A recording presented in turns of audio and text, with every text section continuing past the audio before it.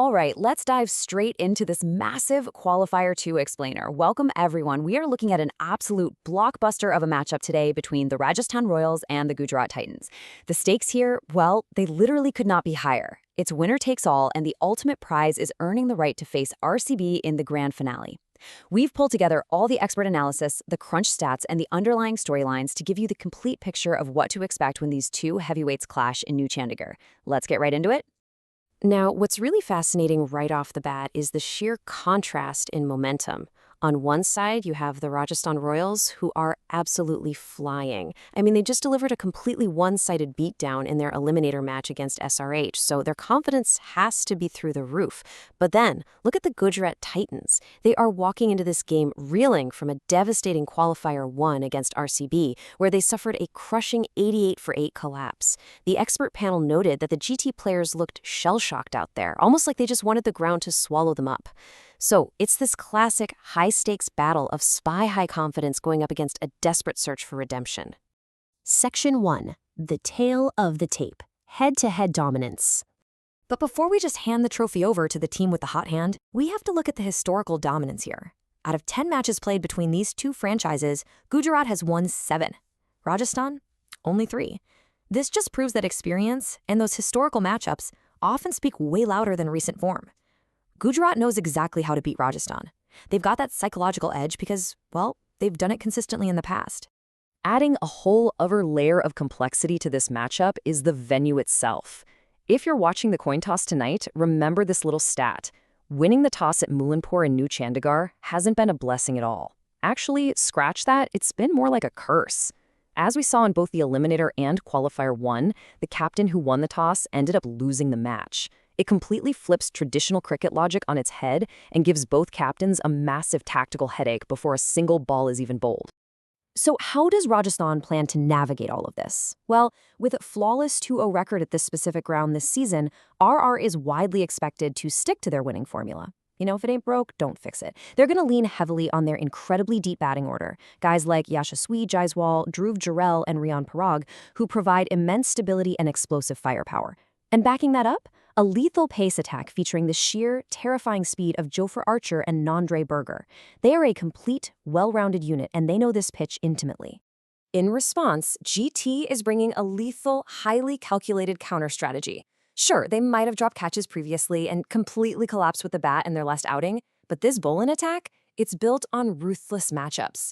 The experts highlight that GT doesn't just run and bowl, they execute specific, heavily data-driven plans. With weapons like Kagisa Rabada, Mohammad Siraj, the absolute spin wizardry of Rashid Khan, and the tactical brilliance of Jason Holder, Gujarat has the firepower to dismantle literally any batting lineup if they hit their lengths. They thrive on the larger grounds, creating immense pressure through tight matchup-based bowling. Moving on to Section 2, the phenomenon, the unstoppable force. Now, all the tactical matchups in the world might not mean a thing if Gujarat can't solve the absolute elephant in the room. We are talking about a player who is, quite literally, single-handedly rewriting the record books and leaving the entire cricketing world in pure awe. 15. Just take a second and let that number sink in. Yes, he is only 15 years old. While most kids his age are stressing over high school exams, Vaibhav Suriyavanshi is out here dismantling world-class, seasoned international bowling attacks on the absolute biggest stage in franchise cricket. 680. That is the staggering number of runs this teenager has amassed this season alone. He isn't just playing, he is dominating. The experts were even mentioning how fathers who stopped watching cricket decades ago are turning their TVs back on just to ask, who on earth is this kid? And he hasn't just been accumulating those runs quietly either. He has smashed 65 sixes. The analysts point out that he generates unbelievable power from an incredibly strong base. They described his legs as being like tree trunks, giving him this insane core stability that allows him to hit towering sixes straight off the back foot. He's leaving world-class bowlers completely, utterly helpless. If you need any more proof of his sheer dominance, look no further than the eliminator against SRH. He bludgeoned 97 runs off just 29 balls. 29 balls. He hit 12 sixes in that innings alone. The analyst noted that even a world-class captain and bowler like Pat Cummins looked absolutely clueless. Cummins was trying every field placement possible, and Suryavanshama just kept clearing the ropes without barely breaking a sweat. His mentality is elite. Honestly, it's almost like a video game, and it is terrifying for bowlers. The panel shared this crazy story where he hit a boundary and looked visibly frustrated. When someone asked him why he was upset about hitting a 4, his response was simply that a 4 gives him 2 runs less than a 6. It's an insatiable hunger. It's the kind of thing that has legends of the game, like Chris Gale, taking to social media to write about him in absolute awe, recognizing that his own records are being totally shattered by a 15-year-old. Which brings us to Section 3, the race to the top, individual glory on the line. Because beyond the team rivalry of just reaching the finals, the race for the orange cap is boiling over into this thrilling three-way battle. We just talked about Suryavanshi sitting at the top with 680 runs, but breathing right down his neck, Gujarat Titans' own Sai Sudarshan with 652 runs. Both of these guys are going to be looking to heavily extend their tallies in this qualifier before potentially facing the current third-place holder, Virat Kohli, who sits at 600 runs in the final.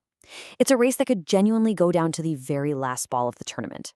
And on the bowling front, the race for the purple cap is just as fierce. With Booby's team knocked out of the tournament, the door is wide open. GT's Kagiso Rabada and RR's Jafra Archer are both actively hunting for crucial wickets in this match. They aren't just bowling to win the game for their team, they are bowling to climb to the very top of the purple cap standings. Every single wicket in this qualifier carries double the weight for these two.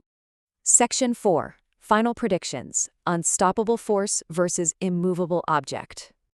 So, with all these incredible storylines colliding, how do the experts see this high-stakes clash playing out? Honestly, there are brilliant arguments on both sides. Those backing Gujarat heavily emphasize GT's experience, their balanced bowling attack, and the famous law of averages.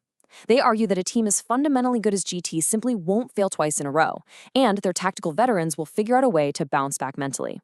On the flip side, those backing Rajasthan firmly believe that RR's sheer momentum, their perfect record at this venue, and the utterly bulletproof form of their teenage prodigy are just way too much for anyone to overcome right now. So what does this all mean? Will the 15-year-old phenom carry RR to the finals, or will GT's seasoned veterans execute the ultimate bounce back? Who earns the right to face RCB for the trophy? Keep all these stats and strategies in mind as you watch because it's going to be an absolute thriller. Thanks for joining this explainer and enjoy the game.